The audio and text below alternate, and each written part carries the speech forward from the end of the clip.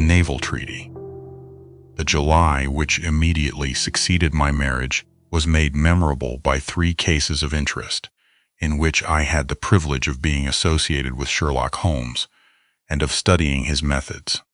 I find them recorded in my notes under the headings of The Adventure of the Second Stain, The Adventure of the Naval Treaty, and The Adventure of the Tired Captain. The first of these, however, deals with interest of such importance and implicates so many of the first families in the kingdom that for many years it will be impossible to make it public. No case, however, in which Holmes was engaged has ever illustrated the value of his analytical methods so clearly, or has impressed those who were associated with him so deeply. I still retain an almost verbatim report of the interview in which he demonstrated the true facts of the case to Monsieur Dubuque of the Paris police, and Fritz von Waldbaum, the well-known specialist of Danzig, both of whom had wasted their energies upon what proved to be side issues. The new century will have come, however, before the story can be safely told. Meanwhile, I pass on to the second on my list, which promised also at one time to be of national importance, and was marked by several incidents which give it a quite unique character. During my school days, I had been intimately associated with a lad named Percy Phelps, who was of much the same age as myself, though he was 2 classes ahead of me. He was a very brilliant boy, and carried away every prize which the school had to offer, finished his exploits by winning a scholarship, which sent him on to continue his triumphant career at Cambridge. He was, I remember, extremely well connected, and even when we were all little boys together, we knew that his mother's brother was Lord Holdhurst, the great conservative politician. This gaudy relationship did him little good at school. On the contrary, it seemed rather a piquant thing to us to chevy him about the playground and hit him over the shins with a wicket. But it was another thing when he came out into the world. I heard vaguely that his abilities and the influences which he commanded had won him a good position at the Foreign Office, and then he passed completely out of my mind until the following letter recalled his existence. Briarbrae, Woking. My dear Watson, I have no doubt that you can remember Tadpole Phelps, who was in the 5th form when you were in the 3rd. It is possible even that you may have heard that through my uncle's influence, I obtained a good appointment at the Foreign Office, and that I was in a situation of trust and honor until a horrible misfortune came suddenly to blast my career. There is no use writing of the details of that dreadful event. In the event of your acceding to my request, it is probable that I shall have to narrate them to you.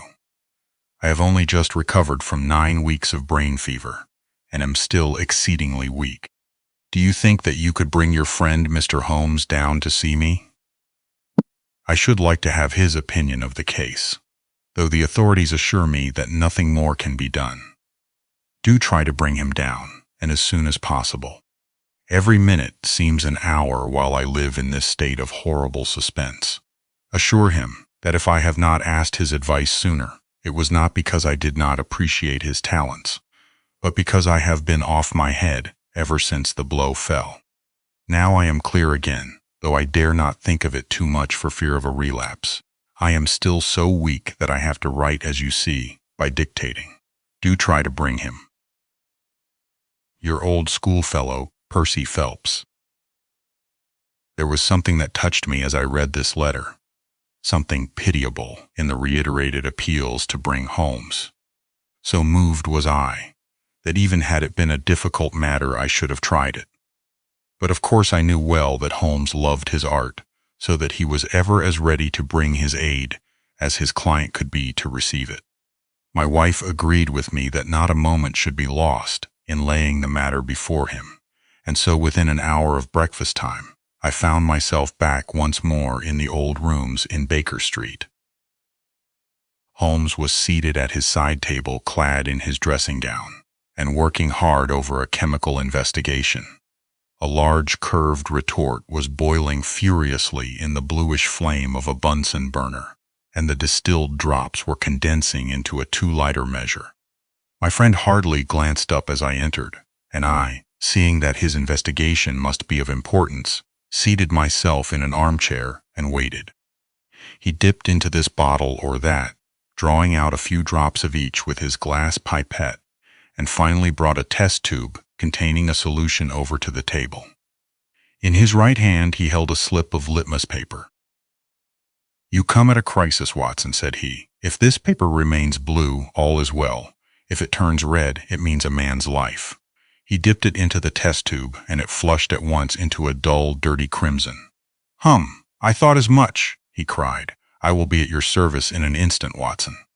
You will find tobacco in the Persian slipper."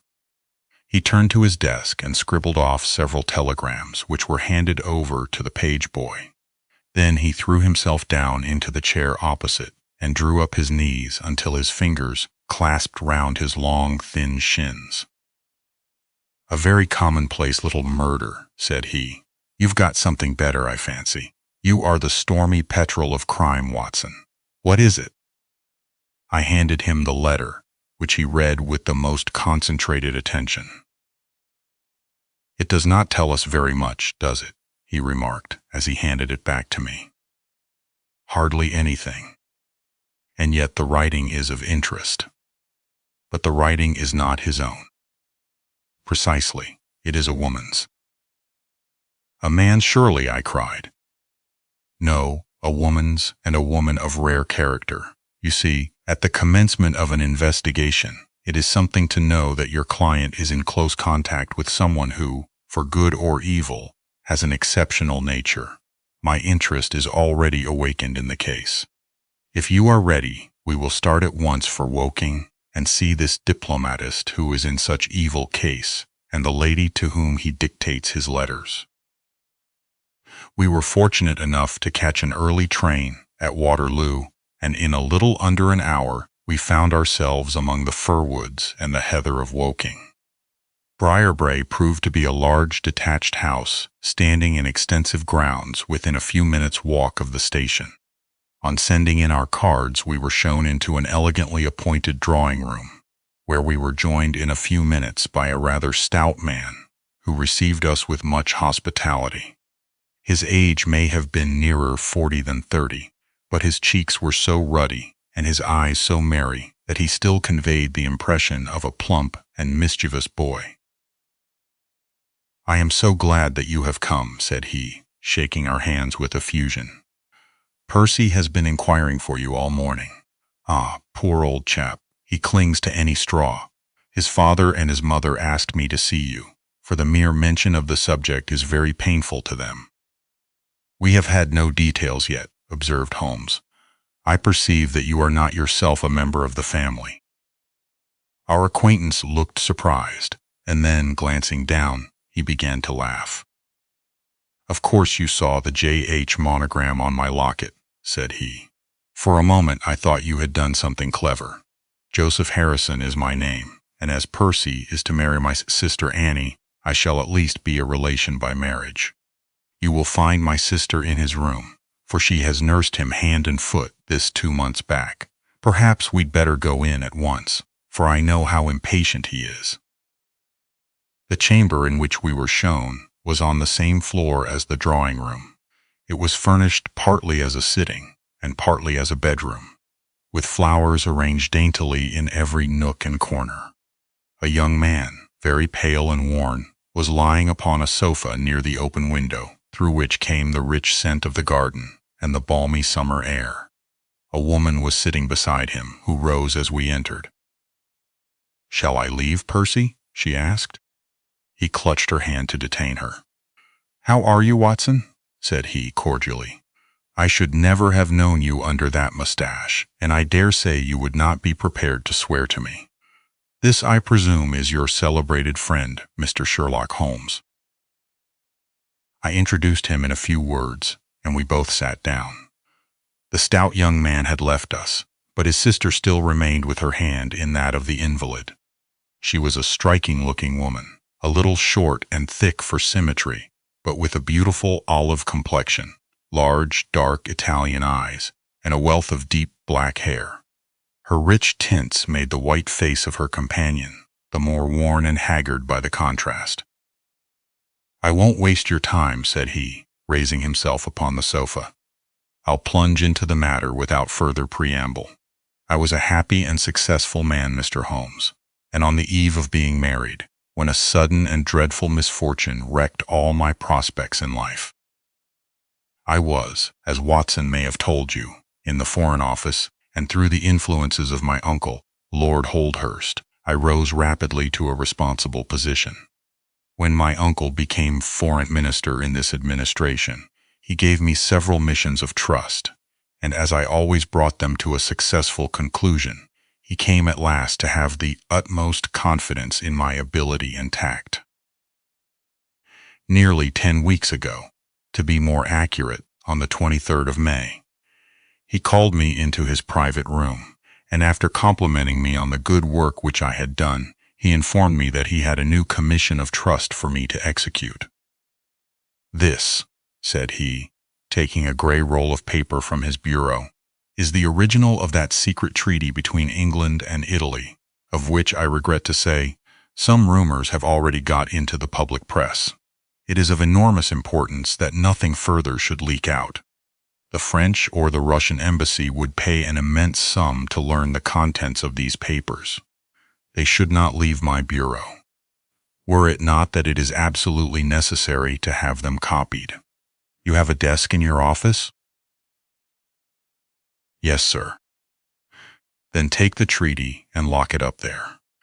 I shall give directions that you may remain behind when the others go, so that you may copy it at your leisure without fear of being overlooked. When you have finished, relock both the original and the draft in the desk, and hand them over to me personally tomorrow morning." I took the papers and— "Excuse me an instant," said Holmes. "Were you alone during this conversation?" "Absolutely." "In a large room?" 30 feet each way." "In the center?" "Yes, about it." "And speaking low?" My uncle's voice is always remarkably low. I hardly spoke at all. "Thank you," said Holmes, shutting his eyes. "Pray go on." I did exactly what he indicated, and waited until the other clerks had departed. One of them in my room, Charles Garreau, had some arrears of work to make up, so I left him there and went out to dine. When I returned, he was gone. I was anxious to hurry my work, for I knew that Joseph, the Mr. Harrison whom you saw just now, was in town, and that he would travel down to Woking by the 11 o'clock train, and I wanted, if possible, to catch it. When I came to examine the treaty, I saw at once that it was of such importance that my uncle had been guilty of no exaggeration in what he had said. Without going into details, I may say that it defined the position of Great Britain towards the Triple Alliance, and foreshadowed the policy which this country would pursue in the event of the French fleet gaining a complete ascendancy over that of Italy in the Mediterranean. The questions treated in it were purely naval. At the end were the signatures of the high dignitaries who had signed it. I glanced my eyes over it, and then settled down to my task of copying. It was a long document, written in the French language, and containing 26 separate articles. I copied as quickly as I could, but at 9 o'clock I had only done 9 articles, and it seemed hopeless for me to attempt to catch my train. I was feeling drowsy and stupid, partly from my dinner, and also from the effects of a long day's work. A cup of coffee would clear my brain. A commissionaire remains all night in a little lodge at the foot of the stairs, and is in the habit of making coffee at his spirit lamp for any of the officials who may be working overtime. I rang the bell, therefore, to summon him. To my surprise, it was a woman who answered the summons, a large, coarse-faced, elderly woman in an apron. She explained that she was the commissionaire's wife who did the chairing, and I gave her the order for the coffee. I wrote 2 more articles, and then, feeling more drowsy than ever, I rose and walked up and down the room to stretch my legs. My coffee had not yet come, and I wondered what the cause of the delay could be. Opening the door, I started down the corridor to find out. There was a straight passage, dimly lighted, which led from the room in which I had been working, and was the only exit from it. It ended in a curving staircase, with the commissionaire's lodge in the passage at the bottom. Halfway down this staircase is a small landing, with another passage running into it at right angles. This second one leads by means of a second small stair to a side door, used by servants, and also as a shortcut by clerks when coming from Charles Street. Here is a rough chart of the place. Rough chart, thank you. I think that I quite follow you, said Sherlock Holmes. It is of the utmost importance that you should notice this point. I went down the stairs and into the hall, where I found the commissionaire fast asleep in his box, with the kettle boiling furiously upon the spirit lamp. I took off the kettle and blew out the lamp, for the water was spurting over the floor. Then I put out my hand and was about to shake the man, who was still sleeping soundly, when a bell over his head rang loudly, and he woke with a start. "Mr. Phelps, sir," said he, looking at me in bewilderment. I came down to see if my coffee was ready. "I was boiling the kettle when I fell asleep, sir." He looked at me, and then up at the still quivering bell with an ever-growing astonishment upon his face. "If you was here, sir, then who rang the bell?" he asked. "The bell," I cried. "What bell is it?" "It's the bell of the room you were working in." A cold hand seemed to close round my heart. Someone, then, was in that room where my precious treaty lay upon the table. I ran frantically up the stairs and along the passage. There was no one in the corridors, Mr. Holmes. There was no one in the room. All was exactly as I left it, save only that the papers which had been committed to my care had been taken from the desk on which they lay. The copy was there, and the original was gone. Holmes sat up in his chair and rubbed his hands. I could see that the problem was entirely to his heart. "Pray, what did you do then?" he murmured. I recognized in an instant that the thief must have come up the stairs from the side door. Of course I must have met him if he had come the other way. "You were satisfied that he could not have been concealed in the room all the time, or in the corridor which you have just described as dimly lighted?" "It is absolutely impossible. A rat could not conceal himself either in the room or the corridor. There is no cover at all."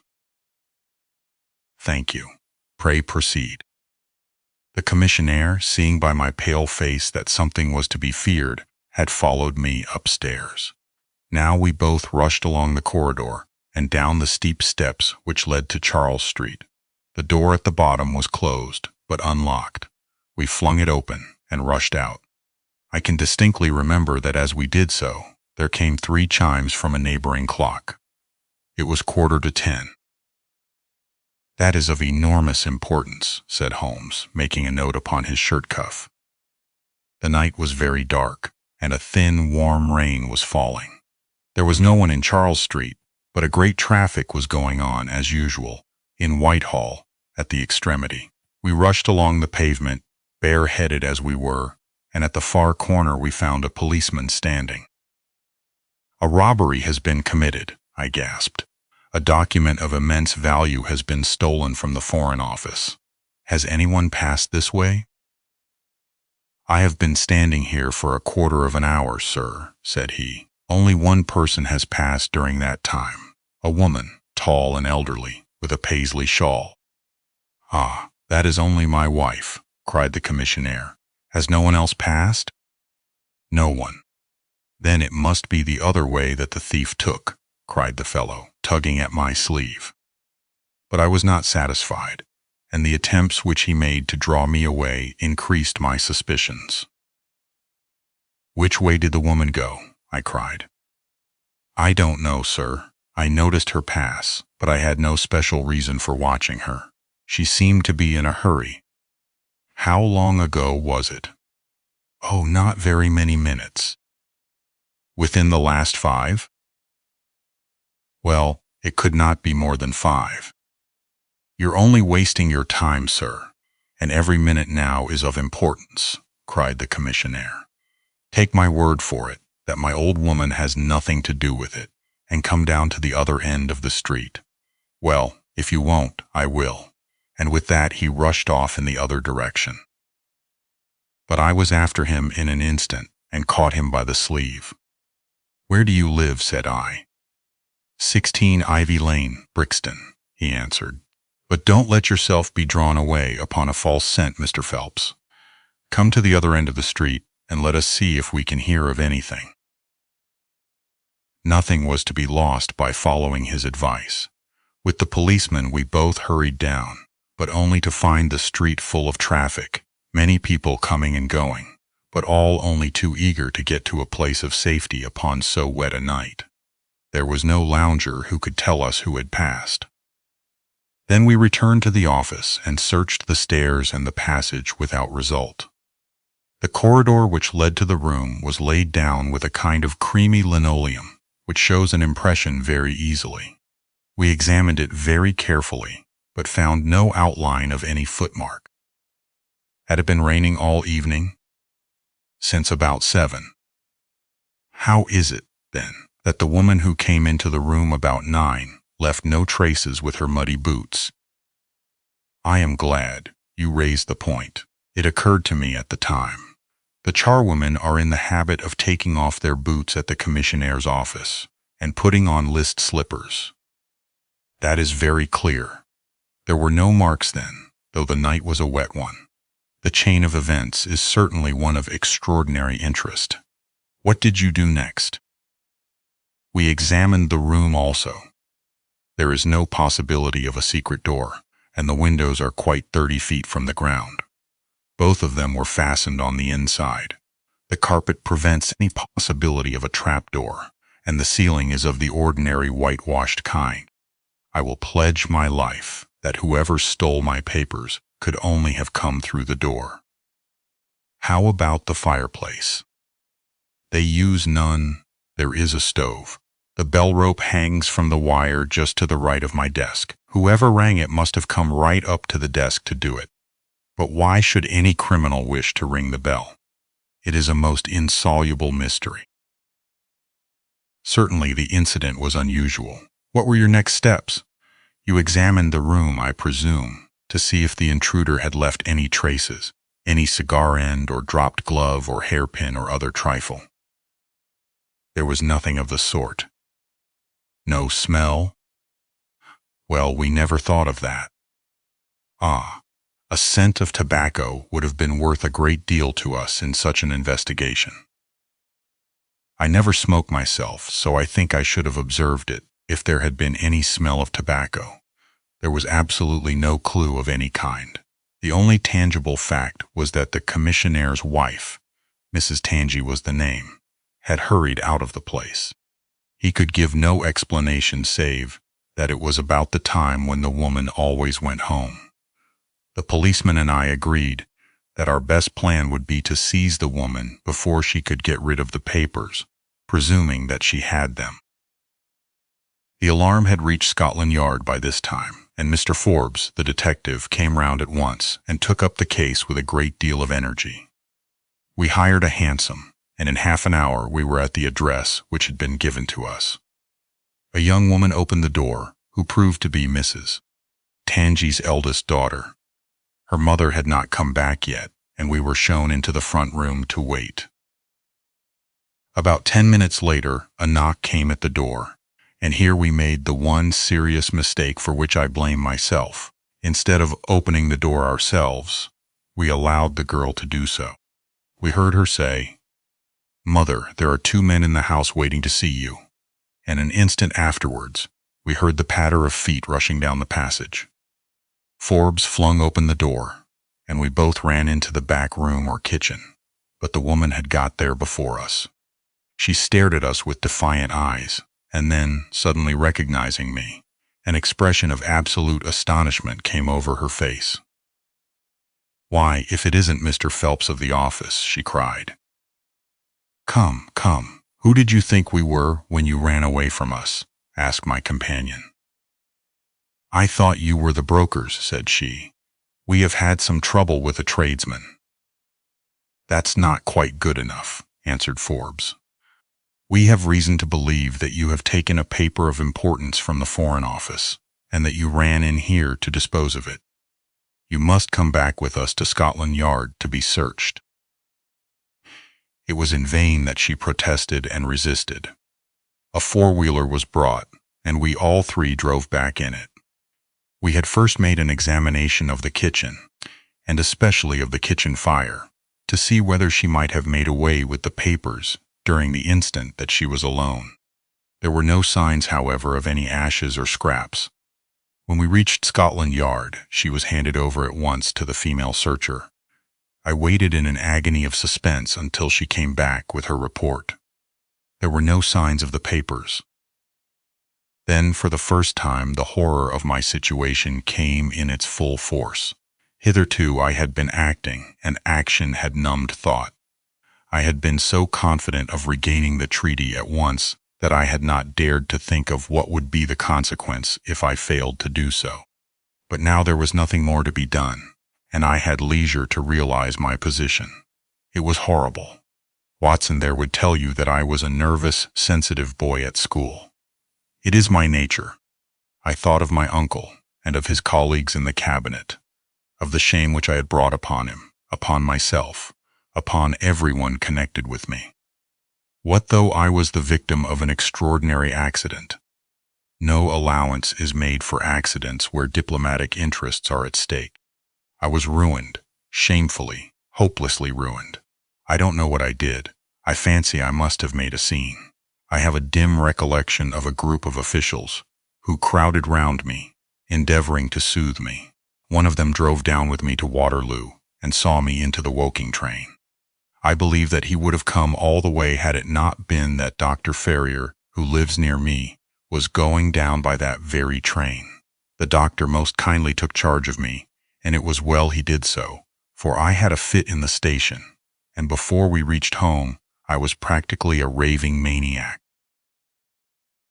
You can imagine the state of things here when they were roused from their beds by the doctor's ringing, and found me in this condition. Poor Annie here and my mother were broken-hearted. Dr. Ferrier had just heard enough from the detective at the station to be able to give an idea of what had happened, and his story did not mend matters. It was evident to all that I was in for a long illness, so Joseph was bundled out of this cheery bedroom, and it was turned into a sick room for me. Here I have lain, Mr. Holmes, for over 9 weeks, unconscious and raving with brain fever. If it had not been for Miss Harrison here, and for the doctor's care, I should not be speaking to you now. She has nursed me by day, and a hired nurse has looked after me by night, for in my mad fits I was capable of anything. Slowly my reason has cleared, but it is only during the last 3 days that my memory has quite returned. Sometimes I wish that it never had. The first thing that I did was to wire to Mr. Forbes, who had the case in hand. He came out and assures me that, though everything has been done, no trace of a clue has been discovered. The commissionaire and his wife have been examined in every way, without any light being thrown upon the matter. The suspicions of the police then rested upon young Goreau, who, as you may remember, stayed over time in the office that night. His remaining behind and his French name were really the only 2 points which could suggest suspicion. But, as a matter of fact, I did not begin work until he had gone, and his people are of Huguenot extraction, but as English in sympathy and tradition as you and I are. Nothing was found to implicate him in any way, and there the matter dropped. I turn to you, Mr. Holmes, as absolutely my last hope. If you fail me, then my honor as well as my position are forever forfeited. The invalid sank back upon his cushions, tired out by this long recital, while his nurse poured him out a glass of some stimulating medicine. Holmes sat silently with his head thrown back and his eyes closed, in an attitude which might seem listless to a stranger, but which I knew betokened the most intense self-absorption. Your statement has been so explicit, said he at last, that you have really left me very few questions to ask. There is one of the very utmost importance, however. Did you tell anyone that you had this special task to perform? No one. Not Miss Harrison here, for example. No. I had not been back to Woking between getting the order and executing the commission. And none of your people had by chance been to see you? None. Did any of them know their way about in the office? Oh yes, all of them had been shown over it. Still, of course, if you said nothing to anyone about the treaty, these inquiries are irrelevant.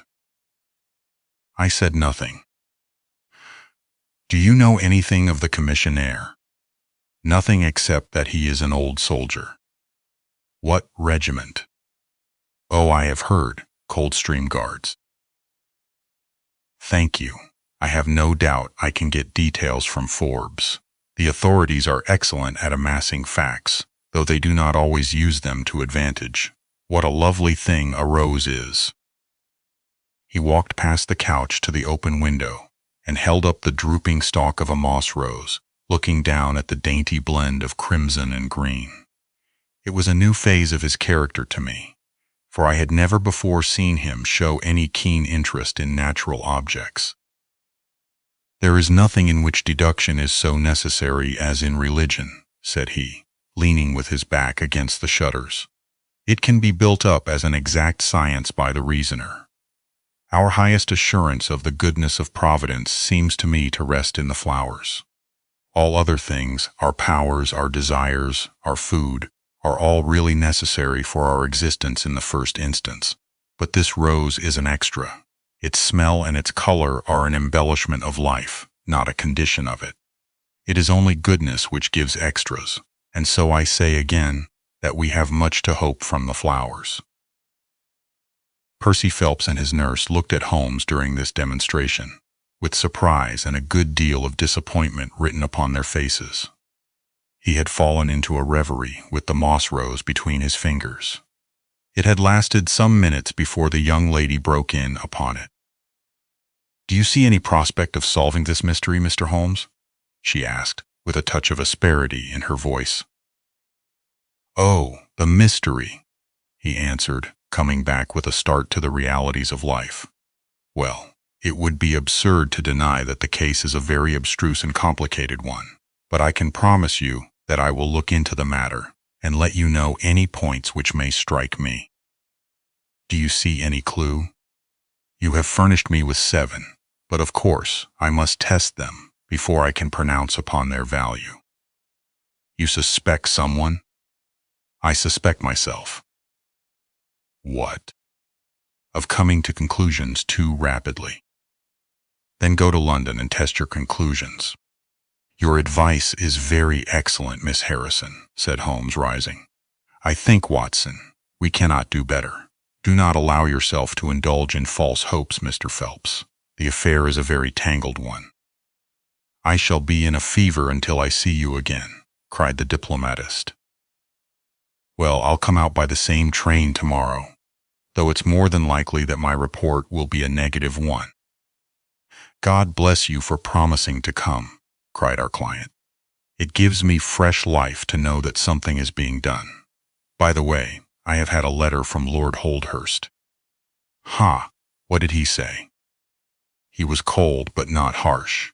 I dare say my severe illness prevented him from being that. He repeated that the matter was of the utmost importance, and added that no steps would be taken about my future, by which he means, of course, my dismissal, until my health was restored, and I had an opportunity of repairing my misfortune. Well, that was reasonable and considerate, said Holmes. Come, Watson, for we have a good day's work before us in town. Mr. Joseph Harrison drove us down to the station, and we were soon whirling up in a Portsmouth train. Holmes was sunk in profound thought, and hardly opened his mouth until we had passed Clapham Junction.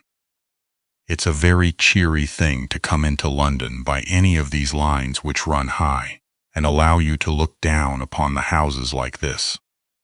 I thought he was joking, for the view was sordid enough, but he soon explained himself. Look at those big, isolated clumps of building, rising up above the slates, like brick islands in a lead-colored sea. The board schools. Lighthouses, my boy, beacons of the future, capsules with hundreds of bright little seeds in each, out of which will spring the wise, better England of the future. I suppose that man Phelps does not drink? I should not think so. Nor should I, but we are bound to take every possibility into account.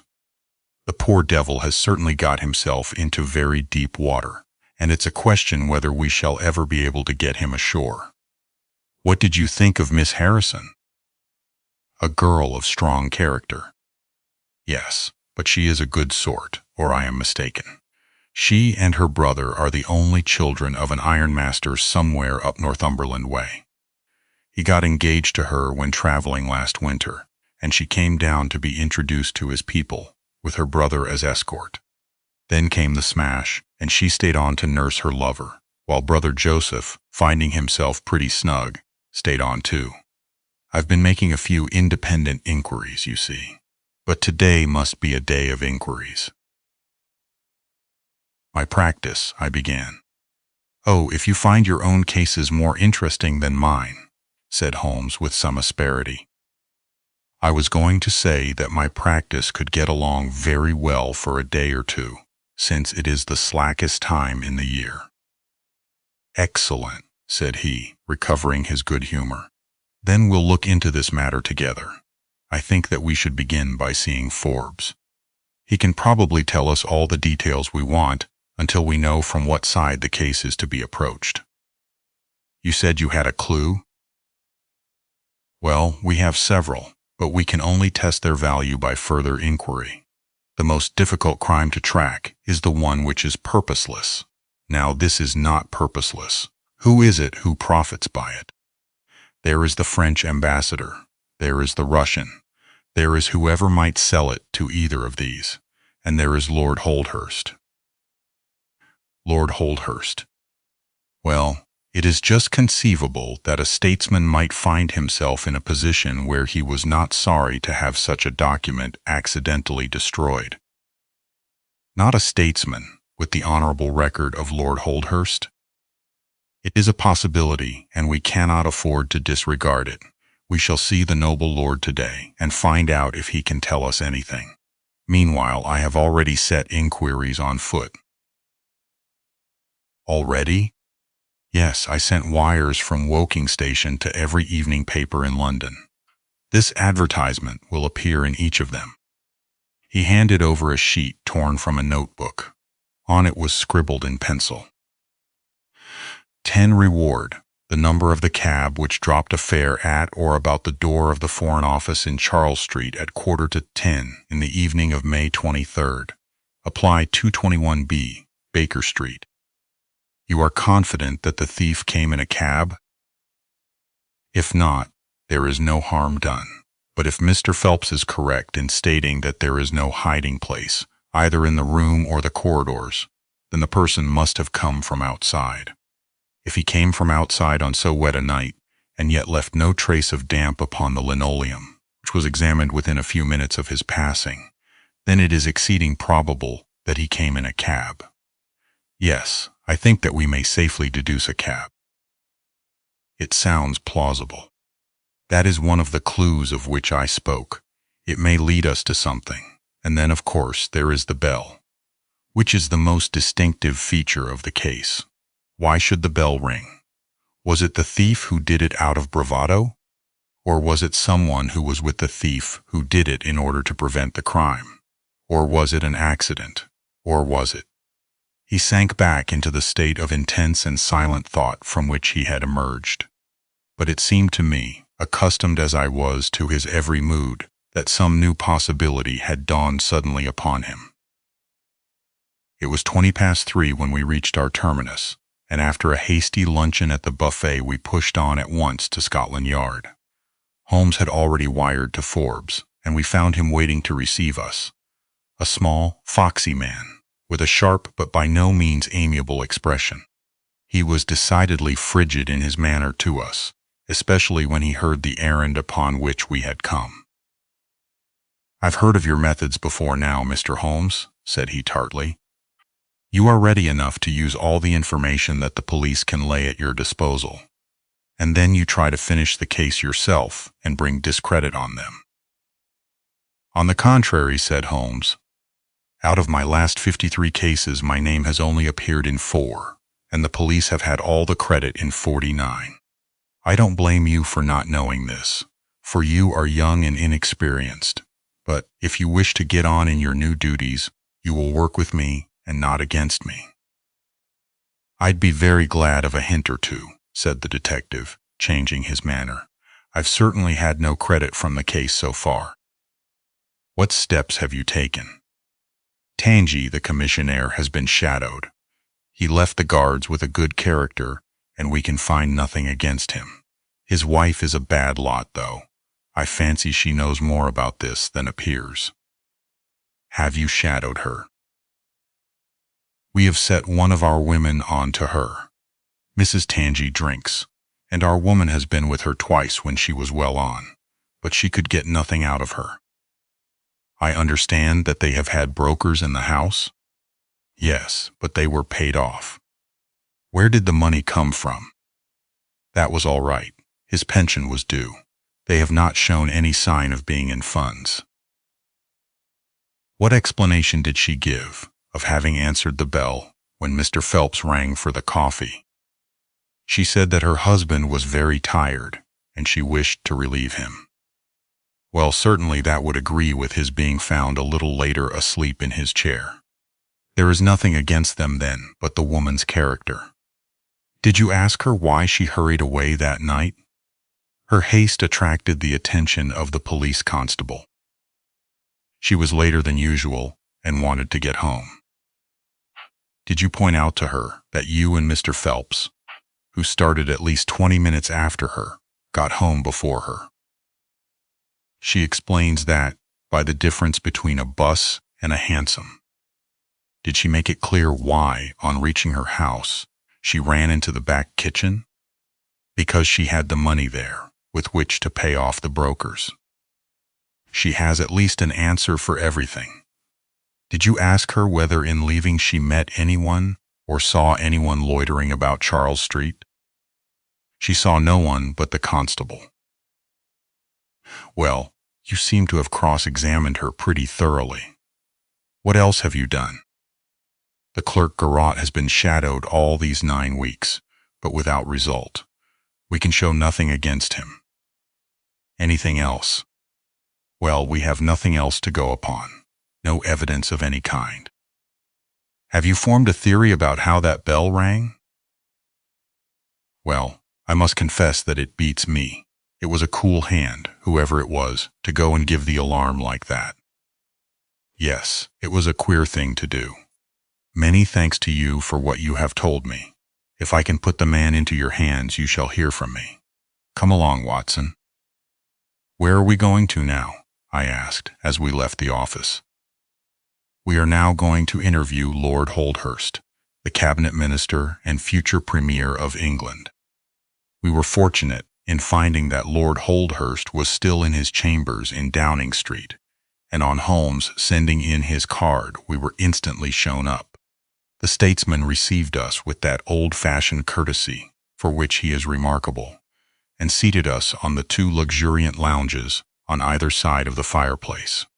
Standing on the rug between us, with his slight, tall figure, his sharp features, thoughtful face, and curling hair prematurely tinged with gray, he seemed to represent that not too common type, a nobleman who is in truth noble. "Your name is very familiar to me, Mr. Holmes," said he, smiling. "And of course, I cannot pretend to be ignorant of the object of your visit. There has only been one occurrence in these offices which could call for your attention. In whose interest are you acting, may I ask?" "In that of Mr. Percy Phelps," answered Holmes. "Ah, my unfortunate nephew. You can understand that our kinship makes it the more impossible for me to screen him in any way. I fear that the incident must have a very prejudicial effect upon his career." "But if the document is found—" "Ah, that, of course, would be different." I had one or two questions which I wish to ask you, Lord Holdhurst. I shall be happy to give you any information in my power. Was it in this room that you gave your instructions as to the copying of the document? It was. Then you could hardly have been overheard. It is out of the question. Did you ever mention to anyone that it was your intention to give anyone the treaty to be copied? Never. You are certain of that? Absolutely. Well, since you never said so, and Mr. Phelps never said so, and nobody else knew anything of the matter, then the thief's presence in the room was purely accidental. He saw his chance and he took it. The statesman smiled. You take me out of my province there, said he. Holmes considered for a moment. There is another very important point which I wish to discuss with you, said he. You feared, as I understand, that very grave results might follow from the details of this treaty becoming known. A shadow passed over the expressive face of the statesman. Very grave results indeed. And have they occurred? Not yet. If the treaty had reached, let us say, the French or Russian Foreign Office, you would expect to hear of it. I should, said Lord Holdhurst, with a wry face. Since nearly 10 weeks have elapsed, then, and nothing has been heard, it is not unfair to suppose that for some reason the treaty has not reached them. Lord Holdhurst shrugged his shoulders. We can hardly suppose, Mr. Holmes, that the thief took the treaty in order to frame it and hang it up. Perhaps he is waiting for a better price. If he waits a little longer, he will get no price at all. The treaty will cease to be secret in a few months. That is most important, said Holmes. Of course, it is a possible supposition that the thief has had a sudden illness. An attack of brain fever, for example, asked the statesman, flashing a swift glance at him. I did not say so, said Holmes imperturbably. And now, Lord Holdhurst, we have already taken up too much of your valuable time, and we shall wish you good day. Every success to your investigation, be the criminal who it may, answered the nobleman, as he bowed us out the door. He's a fine fellow, said Holmes, as we came out into Whitehall, but he has a struggle to keep up his position. He is far from rich and has many calls. You noticed, of course, that his boots had been resoled. Now, Watson, I won't detain you from your legitimate work any longer. I shall do nothing more today, unless I have an answer to my cab advertisement. But I should be extremely obliged to you if you would come down with me to Woking tomorrow, by the same train which we took yesterday. I met him accordingly next morning, and we traveled down to Woking together. He had had no answer to his advertisement, he said, and no fresh light had been thrown upon the case. He had, when he so willed it, the utter immobility of countenance of a Red Indian, and I could not gather from his appearance whether he was satisfied or not with the position of the case. His conversation, I remember, was about the Bertillon system of measurements, and he expressed his enthusiastic admiration of the French savant. We found our client still under the charge of his devoted nurse, but looking considerably better than before. He rose from the sofa and greeted us without difficulty when we entered. Any news? He asked eagerly. My report, as I expected, is a negative one, said Holmes. I have seen Forbes, and I have seen your uncle, and I have set 1 or 2 trains of inquiry upon foot which may lead to something. You have not lost heart, then? By no means. God bless you for saying that, cried Miss Harrison. If we keep our courage and our patience, the truth must come out. We have more to tell you than you have for us, said Phelps, reseating himself upon the couch. I hoped you might have something. Yes, we have had an adventure during the night, and one which might have proved to be a serious one. His expression grew very grave as he spoke, and a look of something akin to fear sprang up in his eyes. Do you know, said he, that I begin to believe that I am the unconscious center of some monstrous conspiracy, and that my life is aimed at as well as my honor?" "Ah," cried Holmes. "It sounds incredible, for I have not, as far as I know, an enemy in the world. Yet from last night's experience I can come to no other conclusion." "Pray let me hear it." "You must know that last night was the very first night that I have ever slept without a nurse in the room. I was so much better that I thought I could dispense with one. I had a night light burning, however. Well, about 2 in the morning I had sunk into a light sleep when I was suddenly aroused by a slight noise. It was like the sound which a mouse makes when it is gnawing a plank, and I lay listening to it for some time under the impression that it must come from that cause. Then it grew louder, and suddenly there came from the window a sharp, metallic snick. I sat up in amazement. There could be no doubt what the sounds were now. The first ones had been caused by someone forcing an instrument through the slit between the sashes, and the second by the catch being pressed back. There was a pause then for about 10 minutes, as if the person were waiting to see whether the noise had awakened me. Then I heard a gentle creaking as the window was very slowly opened. I could stand it no longer, for my nerves are not what they used to be. I sprang out of bed and flung open the shutters. A man was crouching at the window. I could see little of him, for he was gone like a flash. He was wrapped in some sort of cloak which came across the lower part of his face. One thing only I am sure of, and that is that he had some weapon in his hand. It looked to me like a long knife. I distinctly saw the gleam of it as he turned to run. "This is most interesting," said Holmes. "Pray, what did you do then?" "I should have followed him through the open window if I had been stronger. As it was, I rang the bell and roused the house. It took me some little time, for the bell rings in the kitchen, and the servants all sleep upstairs. I shouted, however, and that brought Joseph down, and he roused the others. Joseph and the groom found marks on the bed outside the window, but the weather has been so dry lately that they found it hopeless to follow the trail across the grass. There's a place, however, on the wooden fence which skirts the road which shows signs, they tell me, as if someone had got over and had snapped the top of the rail in doing so. I have said nothing to the local police yet, for I thought I had best have your opinion first." This tale of our client's appeared to have an extraordinary effect upon Sherlock Holmes. He rose from his chair and paced about the room in uncontrollable excitement. "Misfortunes never come single," said Phelps, smiling, though it was evident that his adventure had somewhat shaken him. "You have certainly had your share," said Holmes.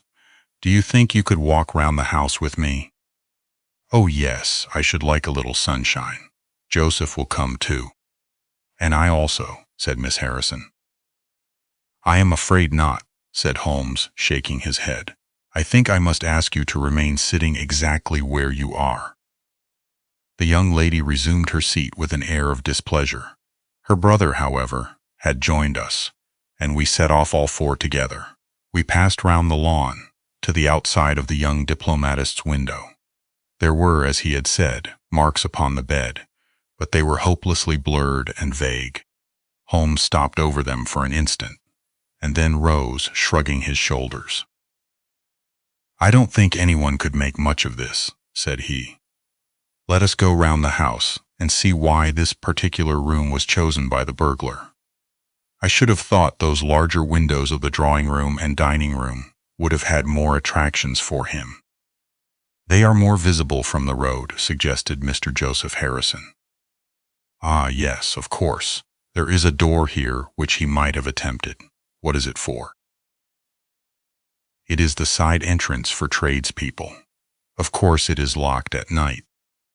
"Have you ever had an alarm like this before?" "Never," said our client. "Do you keep plate in the house, or anything to attract burglars?" "Nothing of value."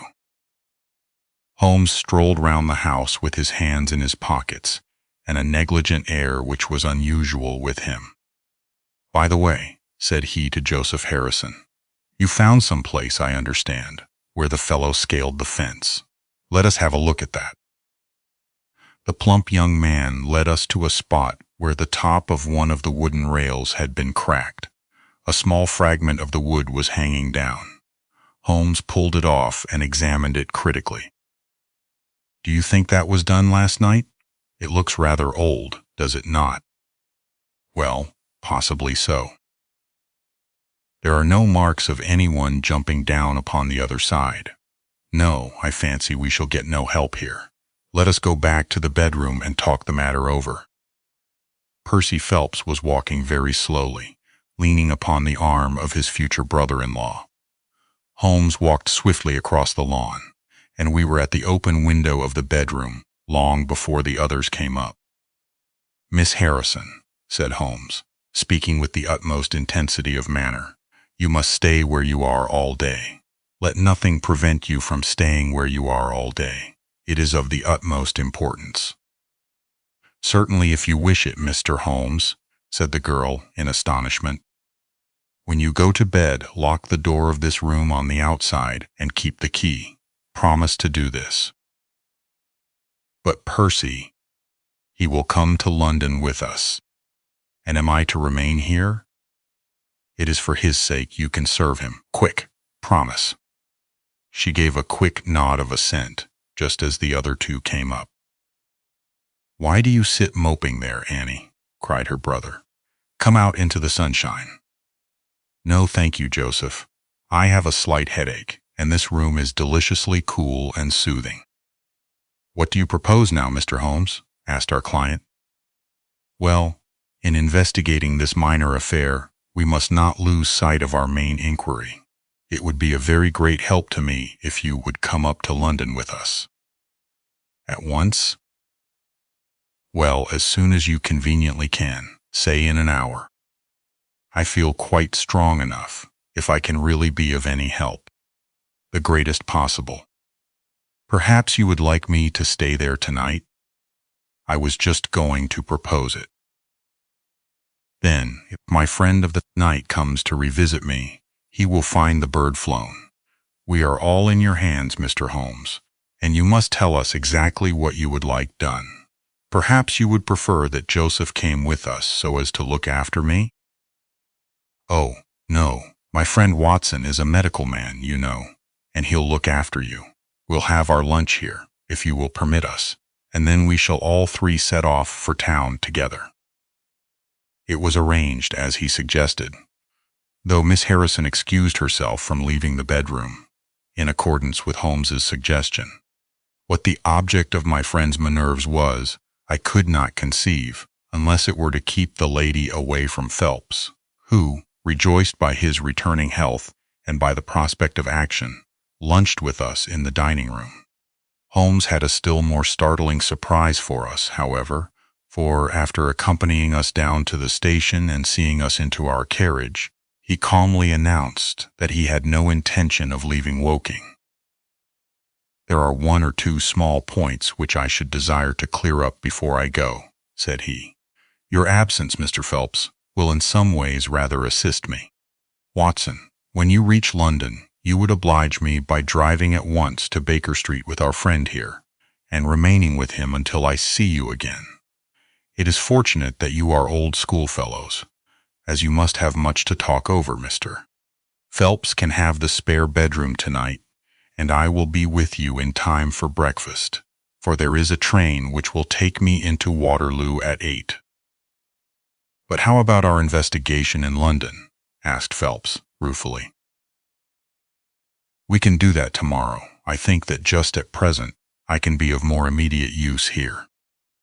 You might tell them at Briarbrae that I hope to be back tomorrow night, cried Phelps, as we began to move from the platform. I hardly expect to go back to Briarbrae, answered Holmes, and waved his hand to us cheerily as we shot out from the station. Phelps and I talked it over on our journey, but neither of us could devise a satisfactory reason for this new development. I suppose he wants to find out some clue as to the burglary last night, if a burglar it was. For myself, I don't believe it was an ordinary thief. What is your own idea, then? Upon my word, you may put it down to my weak nerves or not, but I believe there is some deep political intrigue going on around me, and that for some reason that passes my understanding, my life is aimed at by the conspirators. It sounds high-flown and absurd, but consider the facts. Why should a thief try to break in at a bedroom window, where there could be no hope of any plunder, and why should he come with a long knife in his hand? You are sure it was not a housebreaker's jimmy? Oh no, it was a knife. I saw the flash of the blade quite distinctly. But why on earth should you be pursued with such animosity? Ah, that is the question. Well, if Holmes takes the same view, that would account for his action, would it not? Presuming that your theory is correct, if he can lay his hands upon the man who threatened you last night, he will have gone a long way towards finding who took the naval treaty. It is absurd to suppose that you have two enemies, one of whom robs you, while the other threatens your life. But Holmes said that he was not going to Briarbrae. I have known him for some time, said I, but I never knew him do anything yet without a very good reason. And with that our conversation drifted off on to other topics. But it was a weary day for me. Phelps was still weak after his long illness, and his misfortune made him querulous and nervous. In vain I endeavored to interest him in Afghanistan, in India, in social questions, in anything which might take his mind out of the groove. He would always come back to his lost treaty, wondering, guessing, speculating as to what Holmes was doing, what steps Lord Holdhurst was taking, what news we should have in the morning. As the evening wore on, his excitement became quite painful. You have implicit faith in Holmes? He asked. I have seen him do some remarkable things, but he never brought light into anything quite so dark as this. Oh yes, I have known him solve questions which presented fewer clues than yours, but not where such large interests are at stake. I don't know that. To my certain knowledge, he has acted on behalf of 3 of the reigning houses of Europe in very vital matters. But you know him well, Watson. He is such an inscrutable fellow that I never quite know what to make of him. Do you think he is hopeful? Do you think he expects to make a success of it? He has said nothing. That is a bad sign. On the contrary, I have noticed that when he is off the trail he generally says so. It is when he is on a scent and is not quite absolutely sure yet that it is the right one that he is most taciturn. Now, my dear fellow, we can't help matters by making ourselves nervous about them. So let me implore you to go to bed, and so be fresh for whatever may await us tomorrow. I was able at last to persuade my companion to take my advice, though I knew from his excited manner that there was not much hope of sleep for him. Indeed, his mood was infectious, for I lay tossing half the night myself, brooding over this strange problem, and inventing 100 theories, each of which was more impossible than the last. Why had Holmes remained at Woking? Why had he asked Miss Harrison to remain in the sick room all day? Why had he been so careful not to inform the people at Briarbrae that he intended to remain near them? I cudgeled my brains until I fell asleep in the endeavor to find some explanation which would cover all these facts. It was 7 o'clock when I awoke, and I set off at once for Phelps's room, to find him haggard and spent after a sleepless night. His first question was whether Holmes had arrived yet. He'll be here when he promised, said I, and not an instant sooner or later. And my words were true, for shortly after 8 a hansom dashed up to the door, and our friend got out of it. Standing in the window, we saw that his left hand was swathed in a bandage, and that his face was very grim and pale. He entered the house, but it was some little time before he came upstairs. He looks like a beaten man, cried Phelps. I was forced to confess that he was right. After all, said I, the clue of the matter lies probably here in town. Phelps gave a groan. I don't know how it is, said he, but I had hoped for so much from his return. But surely his hand was not tied up like that yesterday. What can be the matter? You are not wounded, Holmes? I asked as my friend entered the room. Tut, it is only a scratch through my own clumsiness, he answered, nodding his good mornings to us. This case of yours, Mr. Phelps, is certainly one of the darkest which I have ever investigated. I feared that you would find it beyond you. It has been a most remarkable experience. That bandage tells of adventures, said I. Won't you tell us what has happened? After breakfast, my dear Watson. Remember that I have breathed 30 miles of Surrey air this morning. I suppose that there has been no answer from my cabman advertisement? Well, we cannot expect to score every time. The table was all laid, and just as I was about to ring, Mrs. Hudson entered with the tea and coffee. A few minutes later, she brought in 3 covers, and we all drew up to the table, Holmes ravenous, I curious, and Phelps in the gloomiest state of depression. Mrs. Hudson has risen to the occasion, said Holmes, uncovering a dish of curried chicken. Her cuisine is a little limited, but she has as good an idea of breakfast as a Scotch woman. What have you here, Watson? Ham and eggs, I answered. Good. What are you going to take, Mr. Phelps? Curried fowl or eggs, or will you help yourself? Thank you. I can eat nothing, said Phelps. Oh, come, try the dish before you. Thank you, I would really rather not. Well then, said Holmes, with a mischievous twinkle, I suppose that you have no objection to helping me. Phelps raised the cover, and as he did so he uttered a scream, and sat there staring with a face as white as the plate upon which he looked. Across the center of it was lying a little cylinder of blue-gray paper.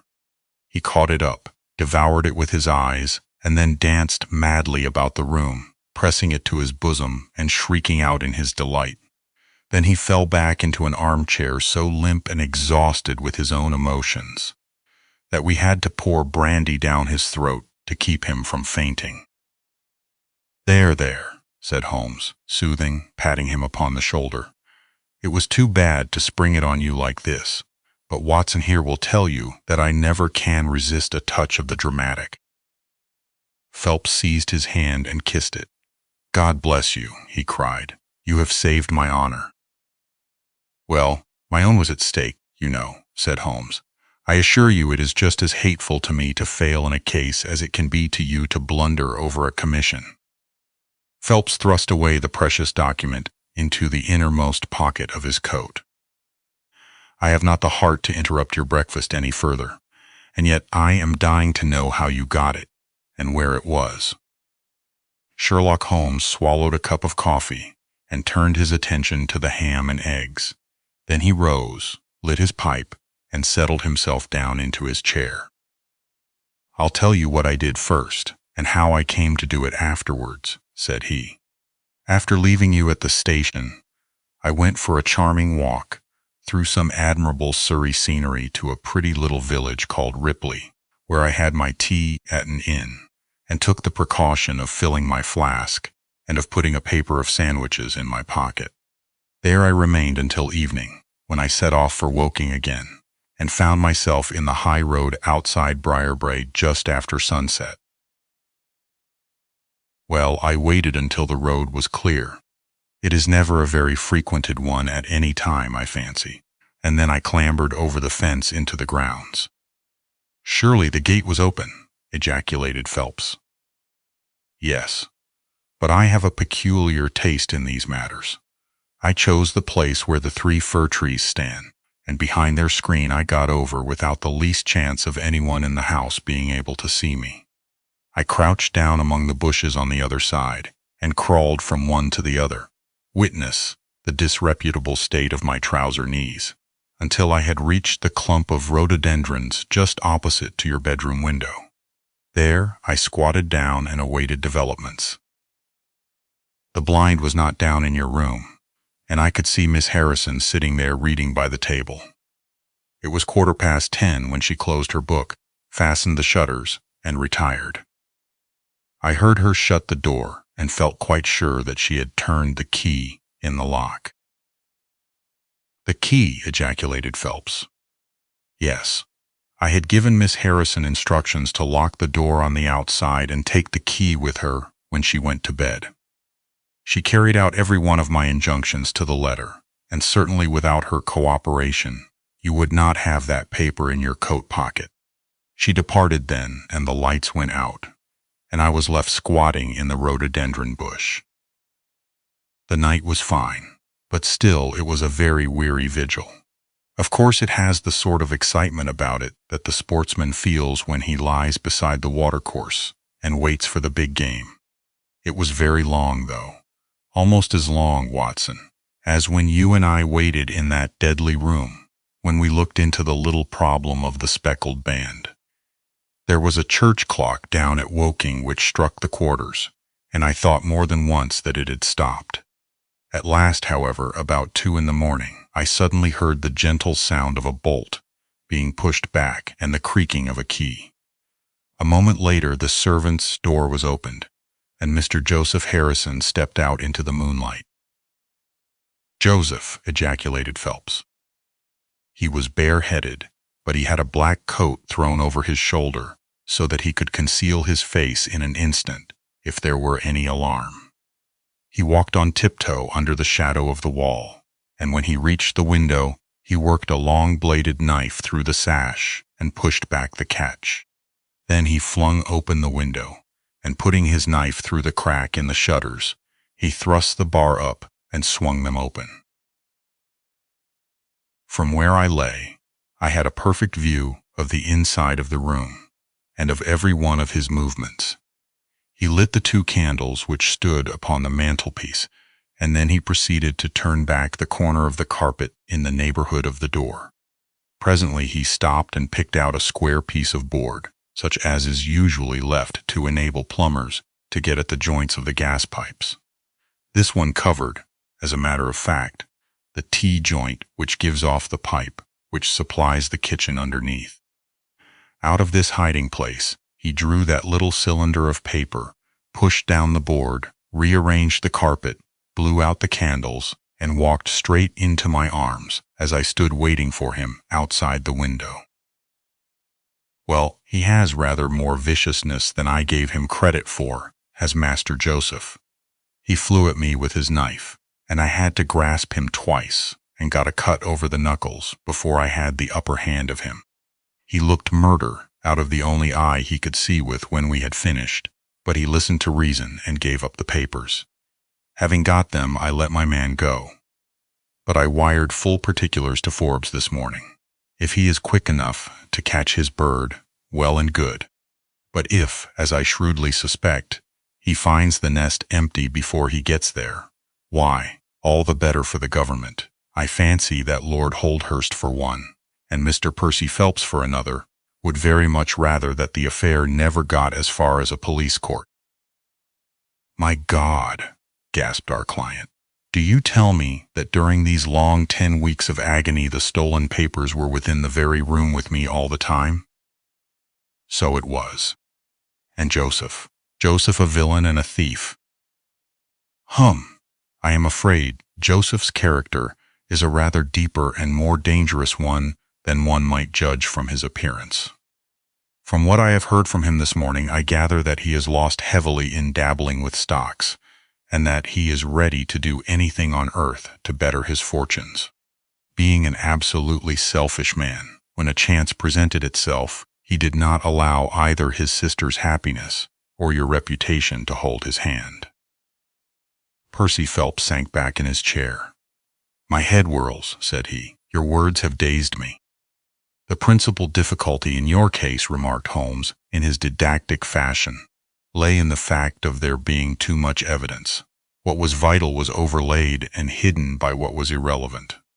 Of all the facts which were presented to us, we had to pick just those which we deemed to be essential, and then piece them together in their order, so as to reconstruct this very remarkable chain of events. I had already begun to suspect Joseph, from the fact that you had intended to travel home with him that night, and that therefore it was a likely enough thing that he should call for you, knowing the Foreign Office well, upon his way.